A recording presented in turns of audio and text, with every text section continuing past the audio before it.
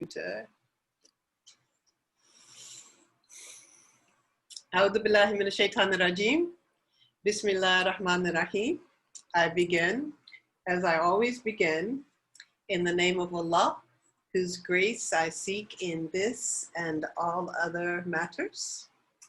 It is my pleasure and delight and my honor to introduce Halima Krausen, who is currently a scientific staff member at the Academy of World Religions of Hamburg University. After studying Islamic theology and law, as well as religious studies, she led the German-speaking Muslim community in Hamburg for 20 years. She's also involved in study circles and lectures in Germany and the UK. Ever since her student days, she has been active in interfaith dialogue and in projects of religious adult education in Germany and abroad.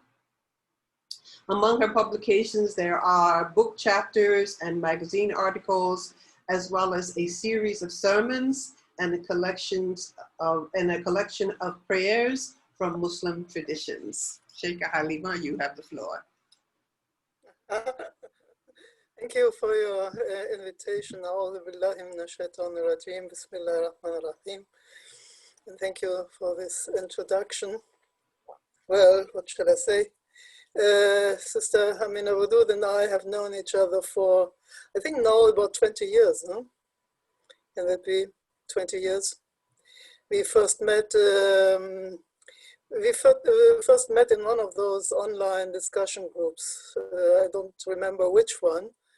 I only remember that I saw the name, which I was familiar with, of course.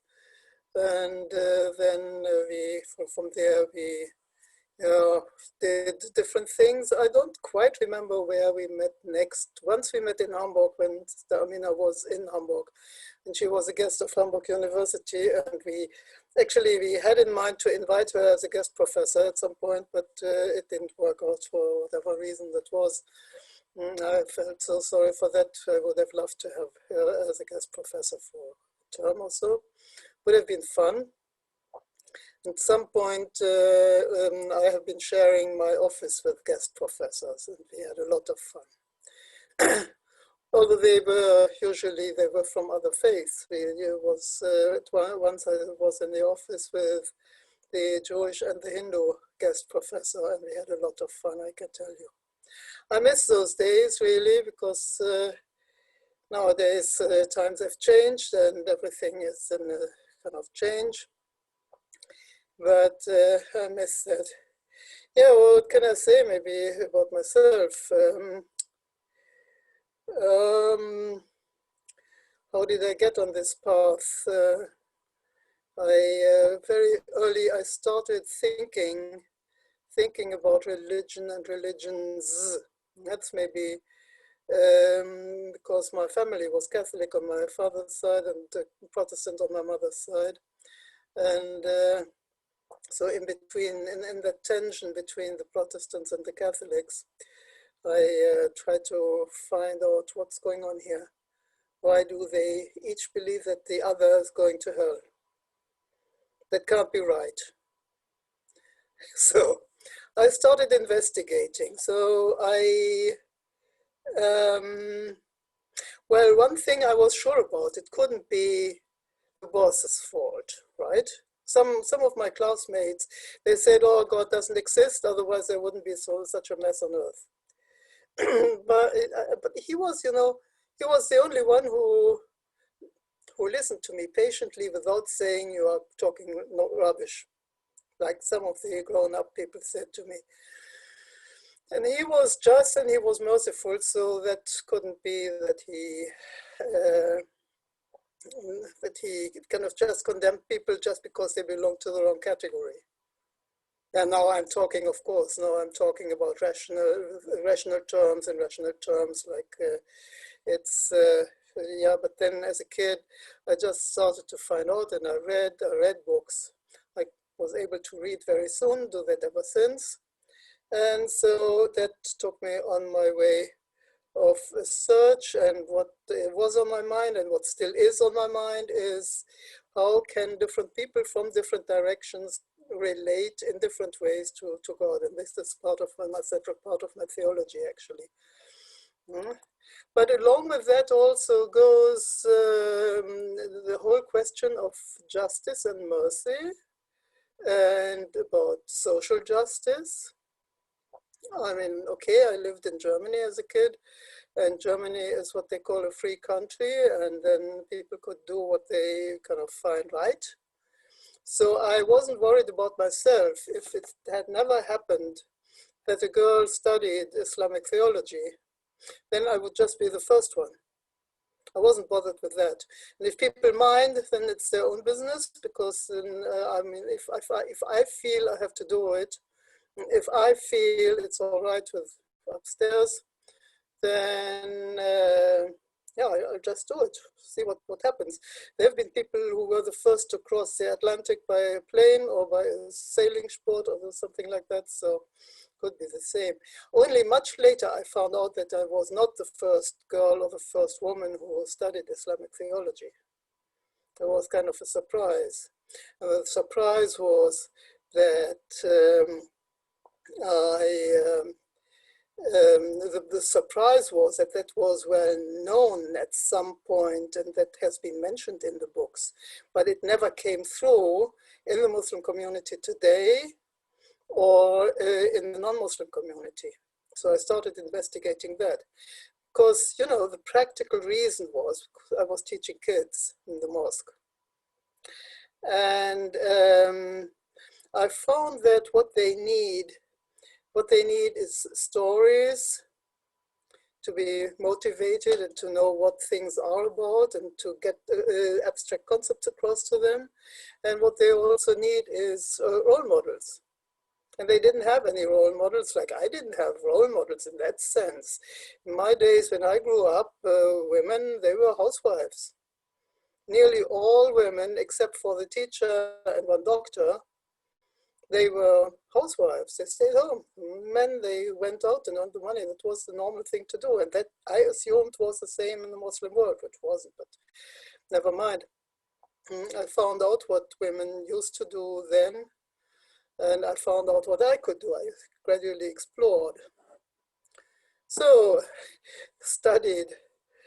My study was kind of patchwork study, because I did a lot by teaching myself, reading books, whatever I could find. It was kind of a bit patchworky.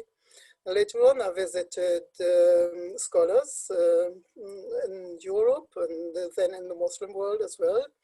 And I learned from them. And then I gradually built up and studied at the university as well, until my teacher was finally satisfied that I could be kind of start teaching myself. So that's when, in short, it's biographical notes.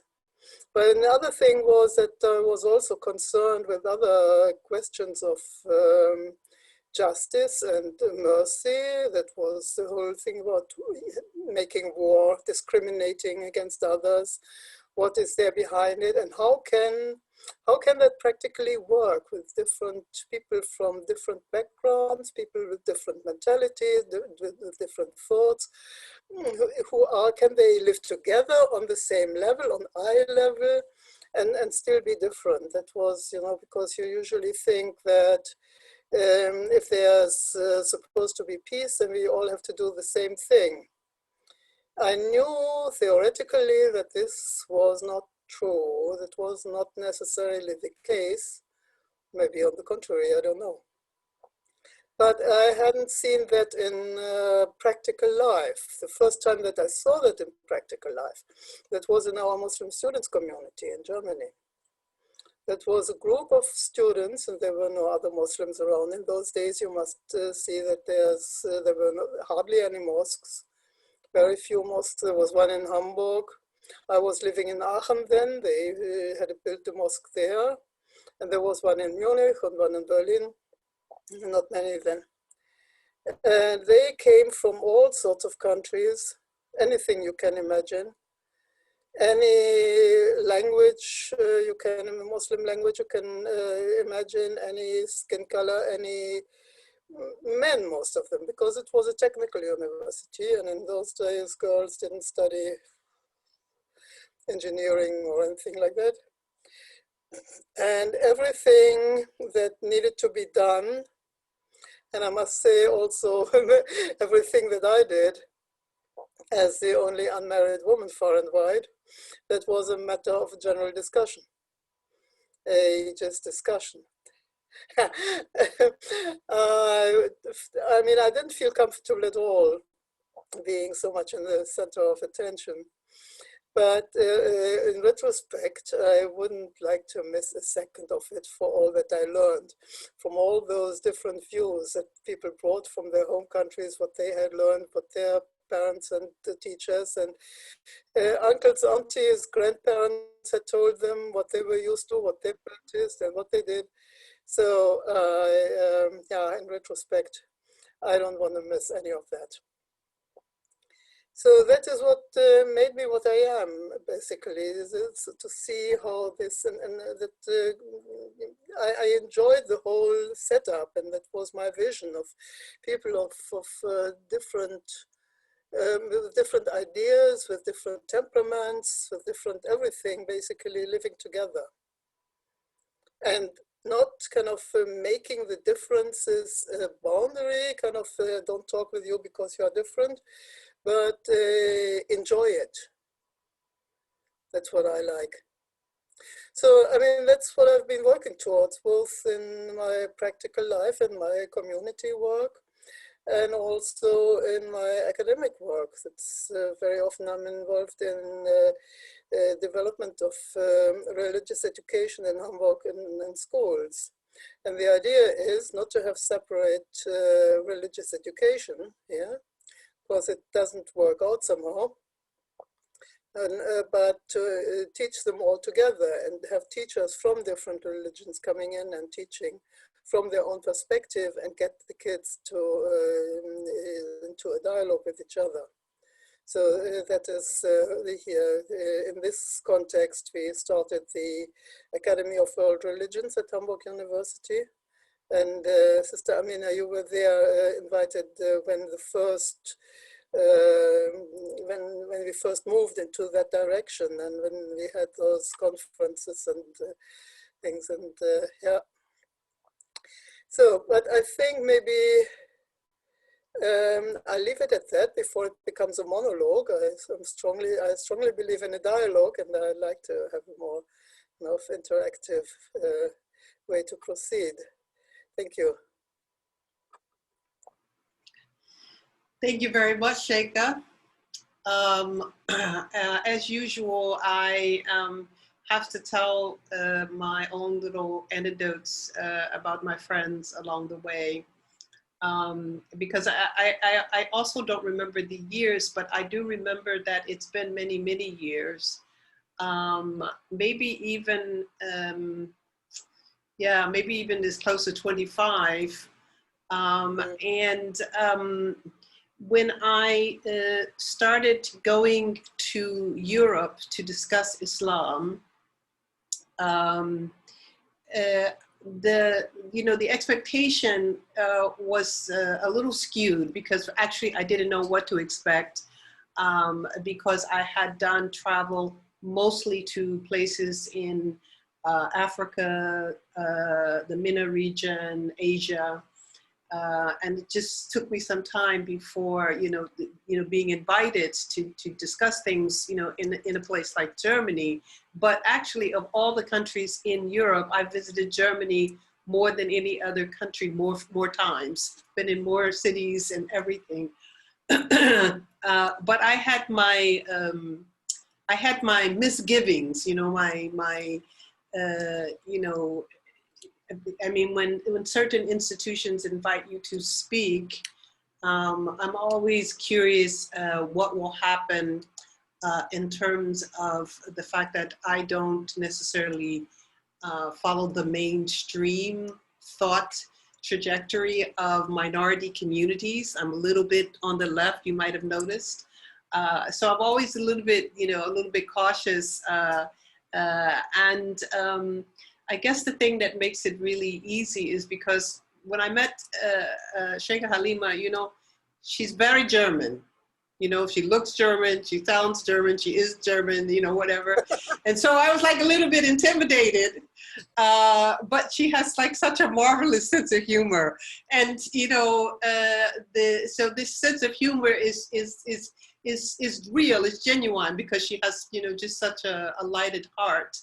I had so much respect and awe for her because she has been working nonstop. She's still working today.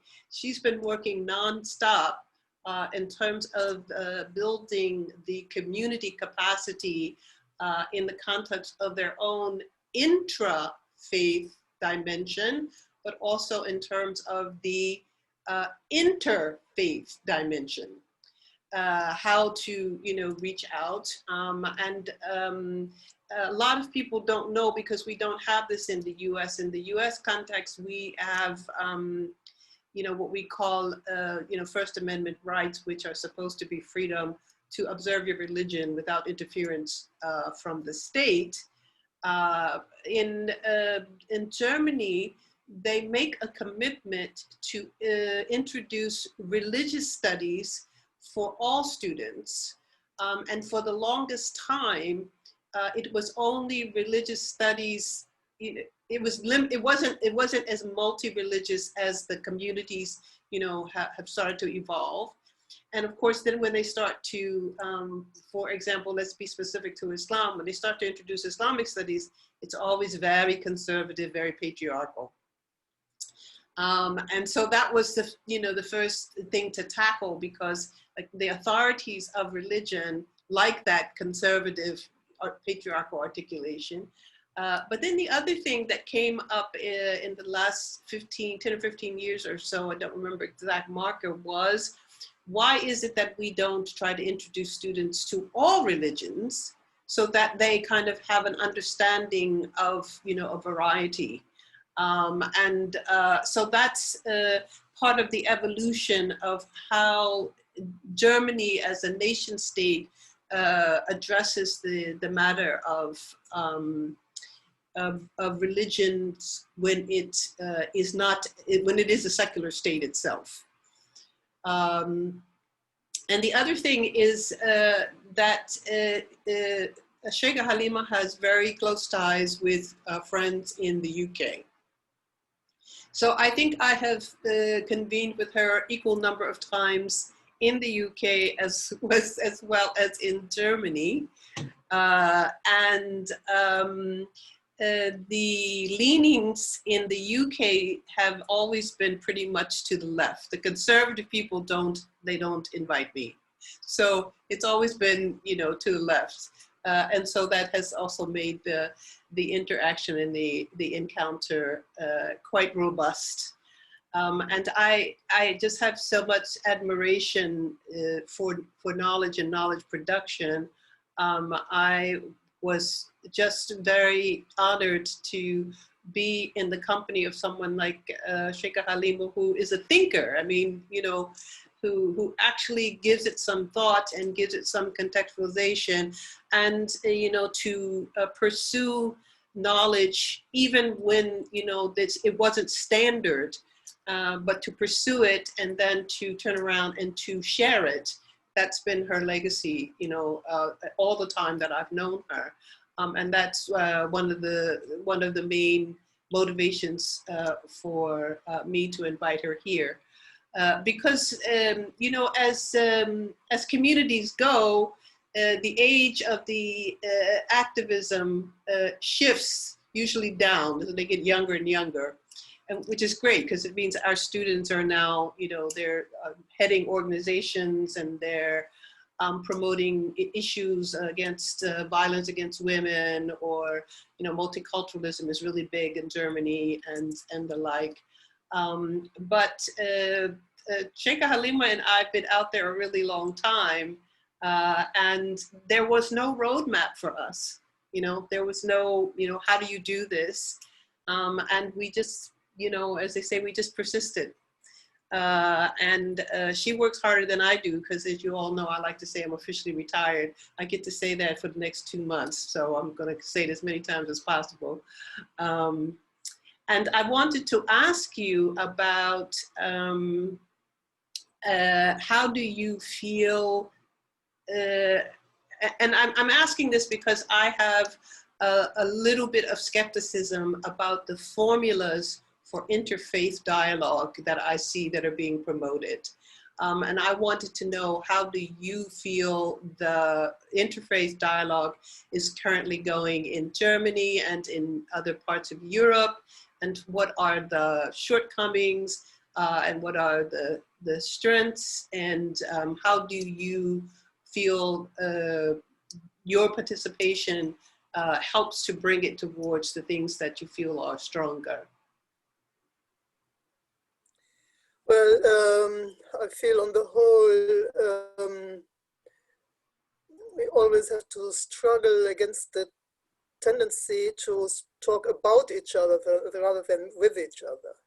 Yeah, there's the mainstream media and also social media. It's always about the other. Not always, but very often about the other. And this is how prejudices and all these things, they are perpetuated. What is necessary is to actually not only speak with each other instead, but to do something together. Like studying together, that's, for example, already a good idea. Let's say we do interfaith text study, for example. We study the same text from the different perspectives, and then it's not only over through the head, through the encounter, through the understanding of the text that we learn, but also from the experience of being with each other. And I remember that after the Second World War, when I was a teenager, there were all these projects of German, French youth camps, basically, where young people were put together and they were put on a project to have some experience, and that's what I find would be a matter of interfaith dialogue. It's not so much a thing or a matter of the institutions, representatives of this and that institution, they negotiate with the representatives of that, but it's human beings coming together. And that is sometimes not easy. It's very few occasions where that really happens, where it can be really organized, that there is a free space, an open space, a safe space also for young people to, or people in general, to encounter in this way, to spend a week together also, and then come to do something together. It's very difficult to organize that. It's there's no hardly any resources for that. And the resources are always taken by the institutions who kind of promote kind of a big thing, and that's the weak point all over, I think, when it comes to religion, I think. And I'm getting increasingly skeptical about religious institutions. Yeah, that they are necessary to some extent, but they not always leave enough space for the people to really come together and the people really to follow their ideas, to explore their ideas and to follow their convictions. That's always a matter then of loyalties and pressure and conforming to something, and that's what I find where the weak spot is and where we have most struggled with. I guess I should also add, since we're going to go to the gallery now, I should also add that there's another friend, Rabia Mueller, and she and Halima have both been lady imams in the context of, different communities there. And it was a pleasure for me because Elisabeth Schuster-Fiorenza her background is also German. And when she started writing about hermeneutics and gender within the context of biblical interpretation, I was really impressed with her work. And then I spent a year at Harvard Divinity School, and I sat for her course that she teaches on gender hermeneutics. And I realized that she had a different perception of the relationship of text in Islam based on reading it through, Christianity. So the second semester that I was there, actually we had like a one-on-one tutorial, and I tried to introduce her to, the relationship of text in the context of Islam and the difference, because at first she said, oh, it's just like the Lutherans. And I thought, no, it's not. It's something else. And Van Ness has a really good article that I shared with her. And actually he makes the analogy that the Quran in Islam is logos. So the Quran in Islam is like Jesus in Christianity as far as certain theological constructs go. And so the question is, what is the relationship of the word to God? And our text does not have the same kind of, historical trajectory.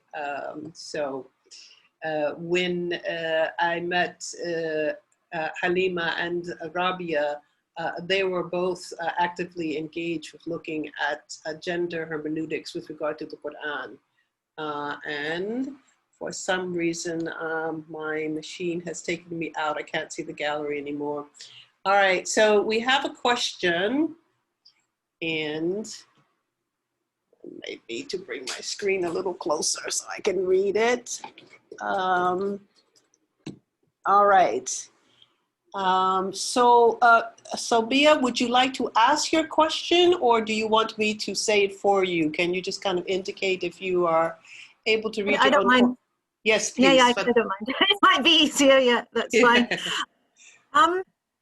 You were talking about your engagement with institutions and individuals, and I'm sure at points you felt very misunderstood in the message you were trying to portray, because people's minds might already jump to certain conclusions. And I just wanted some understanding how you navigated that.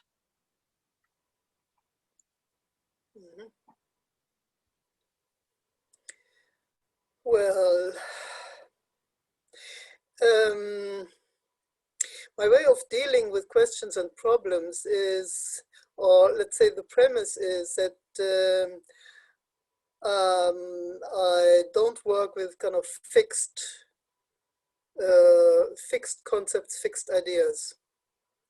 I'm always open to learning more and discovering more and changing more. And I think that is what is the greatest tension with the institutions, because institutions, they have their statutes and they have their rules and their ways of dealing with things, and you can't really kind of go against it and question that. And what I always did, or what I never did, is I tried not to be confrontational. I always kind of insisted on asking, what if?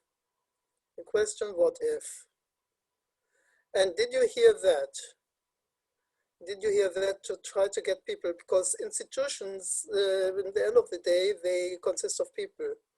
And people are able to think, and people are able to rethink. And even people who belong to an institution, they can rethink. I mean, I wouldn't get through with a brand new idea and a kind of brand new concept with something like that, and I didn't expect it. If I got through with something, it's fine.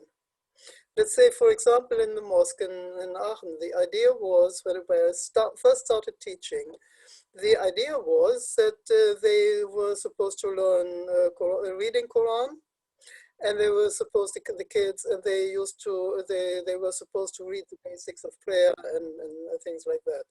So I found out very soon that this was not all that the kids needed, because the kids also had to understand why they should do that, because nobody else in their school did that.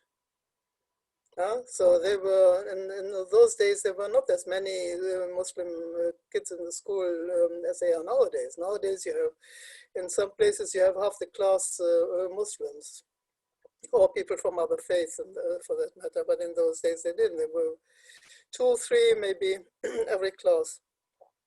So my idea was to work with stories. I mentioned that before, but to get through with that, to the even though it was a students' community that led the mosque, but even to get through with that, because it was never done before. It's not their experience from back home. People like to transfer their experience from back home to the next generation and work like that. But I started gently to do that. And when they saw the success, when they saw how the kids were gradually motivated, then they agreed with me. So, I mean, yeah, I like to create facts on the ground. Like start with a little group of people and start something, start a process, and when others see that and then see that it works, and maybe they think about it. That's how that's how I navigate that. Thank you. I have a question that's just kind of, I'm curious, and then I'll talk to Catherine. In your estimation, where did you find the greatest pushback? Is it conservatism and patriarchy inside the Muslim community, or Islamophobia outside the Muslim community? And actually, you know, what is your estimation of the state of Islamophobia in Germany, you know, at the moment? Yeah, I must admit that I never bothered too much with Islamophobia. When I went to school, when I was a girl, and we had our school textbooks, and the school textbooks, they were still writing something about fire and sword and things and stuff, and quite medieval stuff against Islam. So I grew up with that, and okay, there are people out there who hate us, who still hate us, although they are supposed to be secularized, and so that's a fact we live with. So I'm not too concerned with that. The people who are currently, the tendency in Germany, I find, is against so-called strange elements in general. It's against Muslims, it's about foreigners, it's about migrants, never mind what religion. It's against Jews, it's against anything that is not, people are not familiar with. That's how I feel it, right? Because I have lots of friends from other faiths, and they experience similar things, not exactly the same. Okay, Islam is sometimes the scapegoat. It was that before, it was that in the Middle Ages. What else is new? So what I find, what I found interesting is always that, and you said, Sister Amina, you said patriarchy. Yes, patriarchy is the structure, but on the personal level, I got most of the opposition to what I say and do from, I'm sorry, from women. Yeah, from women for whom that was completely strange. And I got a lot of moral support from my husband, from my father-in-law, from male teachers. I only had very few female teachers, but from male teachers. And opposition sometimes, yes, when they were kind of acting in the name of their institution. That happened to me recently, right? That I was asked about what do I think about that and that and that, and I had to explain, like, for example, how I thought about a certain subject before they accepted that I work for them, Muslims, I mean, in this case. But otherwise, when it came to actually doing something, then the most, yes, from women, and then also from, not so much from traditional Muslims, but from extremists. Yeah, from extreme Salafis, this type of people. Yeah, they, of course, and then they also, sometimes they come up with one or the other threat. Okay, fine with me. Life is threatening anyway, so yeah, that's, yeah. Yeah, I also don't bother with Islamophobia, although I know it's out there, and politically I have to address it, but it is not the thing that seems to push me back the most. Catherine, we have our own German in residence, Catherine. Hello, hi. Hello, assalamualaikum. Yeah, I'm really pleased to meet you because I'm from Hamburg too, actually. Oh. Yes. But yeah, I've lived in Indonesia for about 20 years now, and I've been Muslim for about 10 years. So I've never lived in Germany as a Muslim, actually, although I'm German. So that's really interesting for me to see. And what I would actually was thinking, what I would like to ask you from my perspective, because I'm Muslim and I'm German, but I've never lived in Germany as a Muslim. I have no idea what's going on. Would you say that there is something like a German Islam? And what is it? So is it, I mean, certainly it wouldn't be something monolithic, but for me personally, as a German, I'm probably more I'm probably into an Indonesian Islam, because that's where I practice and that's where I have learned it. But is there something like an Islam that you would say is German? I would say not yet. Mm. I was hoping, like, I mean, I'm very closely in touch with with British Muslims. I go to London ever so often, and we do study groups there and all sorts of things. And I saw that gradually they developed, in the course of the years, they developed a British Muslim self-understanding and also British Muslim structures. Mm. And I always feel that that is, compared to Germany, it's very advanced. Yeah. So you don't have that in Germany? We don't have that in Germany at the moment. I feel that the dream that I had in the Muslim students community, that people then get together and they rub shoulders, and they also get some new ideas and some creativity out of that. And then gradually there will be one local, I wouldn't call it German, that sounds so horrible. It sounds so different from British. Like British is all these different parts of the British citizens from all over the world, but also English and Welsh and Scottish and everything, that's all, you know. But Germany, it's, Germans, I think mainstream Germans very strongly tend to imagine themselves as kind of a monolithic block. Yeah, you're right. And that is an obstacle, and that is also what puts people off.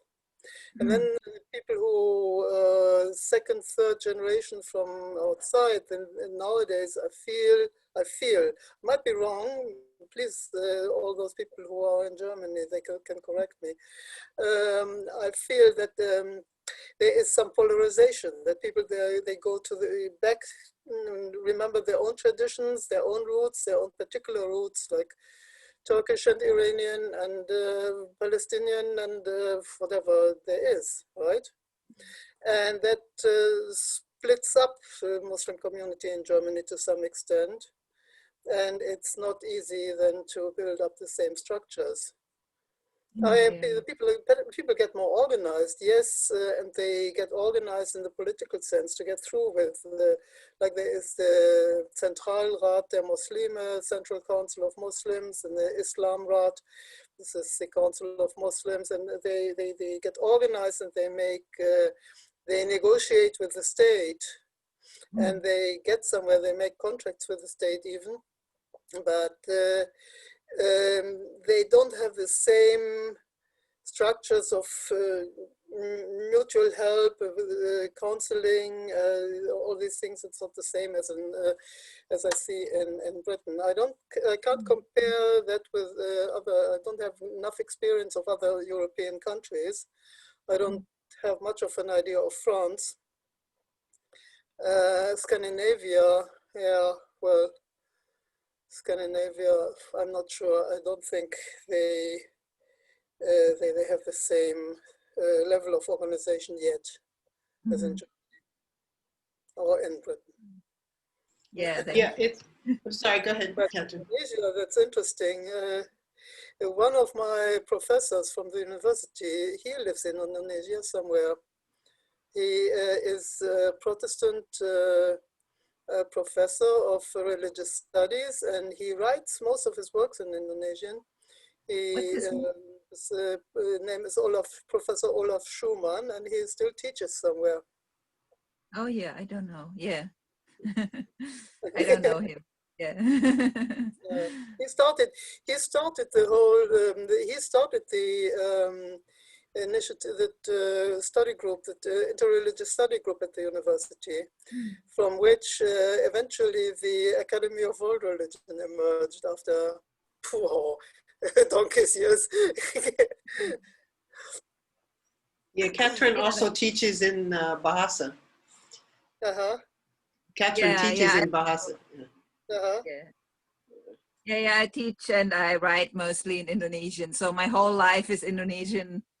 I actually, sometimes it's very funny for me because when I speak about Islam in German, I don't have the words.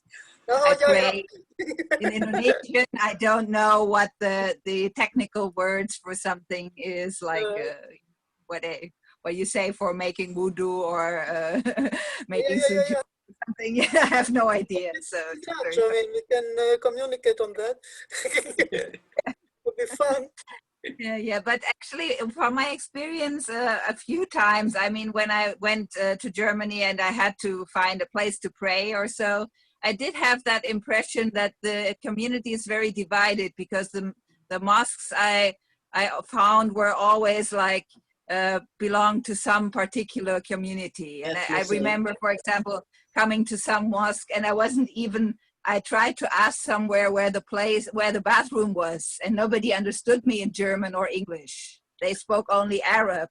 So I somehow, with saying, wudu, something like that, and then he got what I was saying, but it was very difficult. I mean, so, and there's a Turkish mosque and an Iranian or whatever, and so yeah, I did experience that a bit. Although I didn't have any knowledge, so I just went to the next mosque that appeared on my Google Maps or so. So yeah, that was kind of weird, yeah. Yeah, we used to have this in the U.S., and the notion was always that Islam is foreign, and so it's coming to Europe, to Germany, to Britain, to the U.S.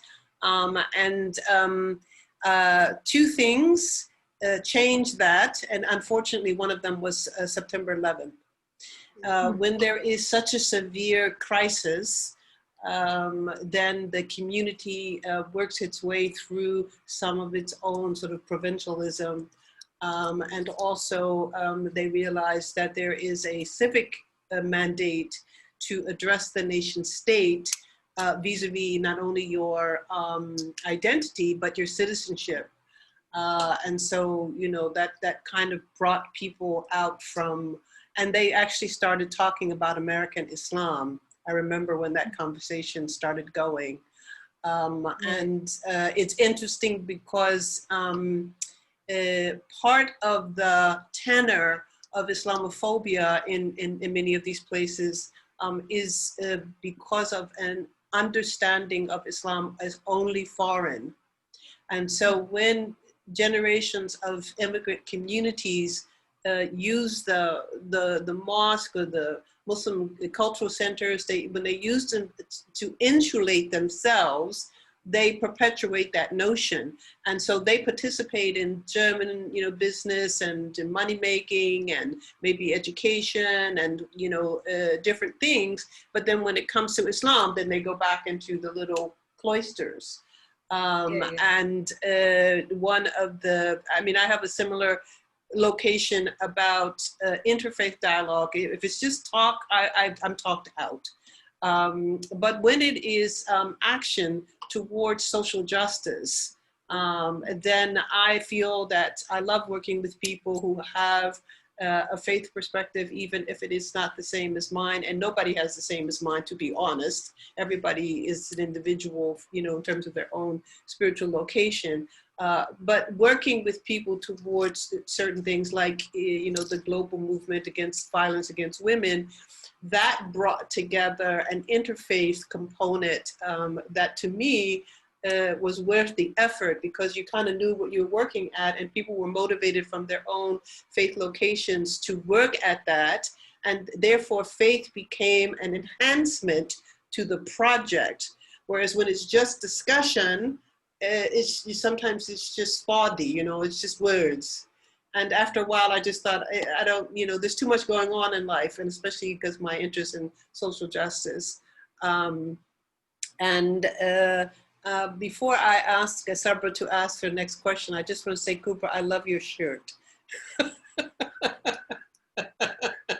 She has Superman on her shirt. Thank you. Sabra had another question about this dimension. Yes, Sabra, you have the floor.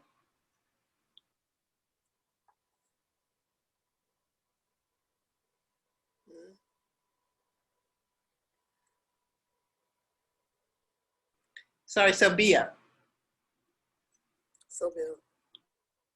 No, I didn't. I think when you were just speaking beforehand, I just put something on the chat when you were talking about attitude from women being supportive. So I just had, follow on from that. Do you think, the attitudes changed somewhat, from that? But then Catherine spoke, and so we went on to another aspect, and that brought up other actually really interesting points, because Germany has such a unique, I think, position in the world because of its history. It's very unique history, and